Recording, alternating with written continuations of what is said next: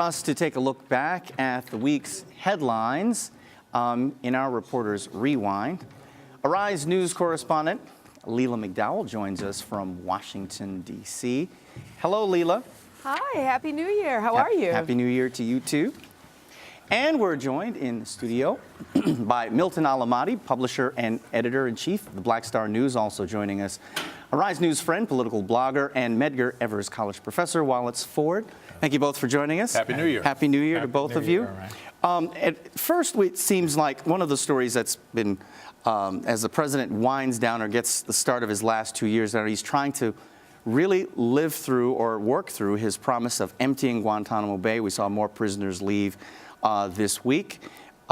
What is the buzz on that? Are we releasing more bad people into the world to come back and attack the United States, or?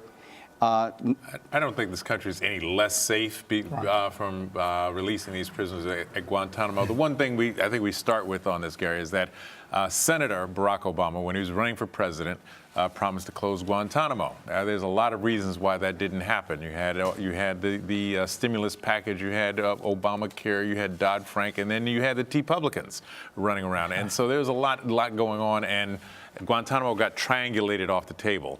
I'm glad to see President Obama keep the promises that on which he was initially elected, and why so many people believed in him in the first place. I think it's a good thing. I agree totally with that. Leila, in D.C., there was a lot of chatter about this 6 years ago. Less so now. Is there a reason for that? Well, I think we're going to hear it if he tries to take that executive action to shut this facility down. We are definitely it's going to create a political firestorm. And the interesting thing is that we are seeing this gangster Obama, and of course I say that tongue in cheek, but he certainly has been more bold in these last couple of years now of his term in using that executive authority to not allow a gridlock Congress to deny him his legacy. And this is one of them, closing down the facility. Now, of course, he's prevented by that 2010 Defense Reauthorization Bill from transferring the detainees to the United States, so he has to rely on other countries.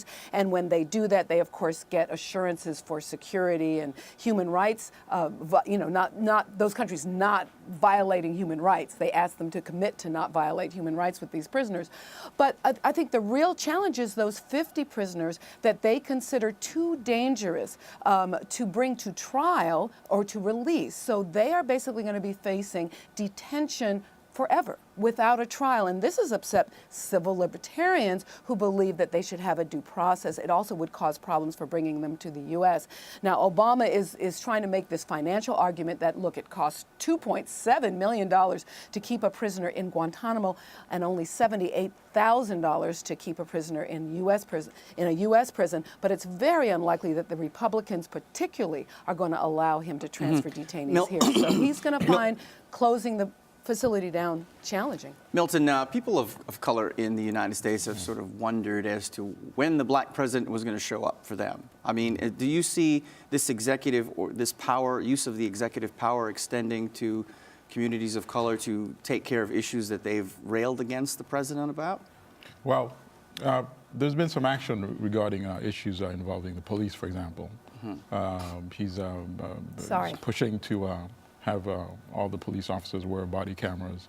I think that's very welcome in the black community. I think the strong statements that Attorney General Eric Holder has made since the non-verdicts, the non-indictments rather, of the officers in Ferguson and here in Staten Island, I think that's seen very well in the black community as well. And I think he's made statements that I think have also emboldened the people that are pushing those protests and demonstrations in the streets. Wow. I was just going to say, far be it for me to be a contrarian here on your program, of course, but I don't know if it's about the black president showing up. It's about the person that we voted for, whether we're black or white, Latino, Asian. It's the president that we voted for. It's when people were so excited. It was about bringing a new vision, a new perspective after 8 years of George W. Bush, for example, that we were looking for. And there's a lot of reasons why a lot of things didn't happen. But I think you know, as was just mentioned a few moments ago, I think President Obama is really focused on legacy at this point. And it's like he cannot let the likes of Ted Cruz and John Boehner and Marco Rubio put a damper on this legacy, not as just the first black president, but as a great president. And that's what I think we're looking for here. Let's wheel a little bit, actually a great deal, and talk about the issue of Ebola, one of the predominant issues of 2014. Moving forward, numbers grow, coverage is less. How is that going to hurt the effort to contain this devastating disease? I don't think it's so much the coverage. I think if it's the resources that have been committed are actually deployed, the key thing is not so much having, it's good to have a lot of healthcare and physicians involved, but building those containment centers are the critical thing. Now, that's what hasn't been done.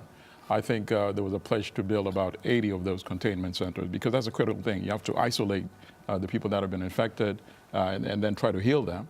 Or if they're not healed, at least they're not spreading it to others that are not been affected. I think only 10% or even less of the commitment to build those containment centers have been met so far. Leila, do you agree with the notion that as the disease, or at least the coverage of it, I wouldn't call it the popularizing of it, but at least the popular notion that it's out there and that it's so scary is going to affect the distribution of resources in the coming year? Well, it could, because what it does is decrease the political pressure on lawmakers to appropriate resources for it. But, you know, in the most recent budget, they appropriated over $5 billion more, and the United States has already spent about $175 million, of course, sending 3,000 troops. The U.S. is still the biggest donor in this fight overseas in Africa, in West Africa, particularly in Sierra Leone, against this deadly disease. And I think the other thing the U.S. has contributed is that it has created a protocol that works. Here in the U.S., when patients who get Ebola are treated early and given a particular protocol, they are cured. And that is an important example that hopefully can be replicated in West Africa. Wallace, moving forward, does things get better or worse? Well, I think that there's a possibility, we look forward to things getting better. We have the example in Nigeria, for example, where indeed the protocols that have been adapted and utilized in that country seem to have worked. The situation, of course, with the U.S. protocols, and Leila is absolutely correct in saying that it's a process that we ought to look at. But you know, we're talking about 1, 2, 3 people instead of thousands, and that is a different kind of concern here. So I'm waiting for the African Union to step up in a much bigger and broader fashion than it has. It's good to see donors like the U.S. involved, but where is the African Union in a robust fashion as opposed to simply a rhetorical fashion? Right. Wallace Ford, Milton Allimadi, and Leila McDowell, thank you so much for joining us. Thank you for having me. And you are watching Arise America.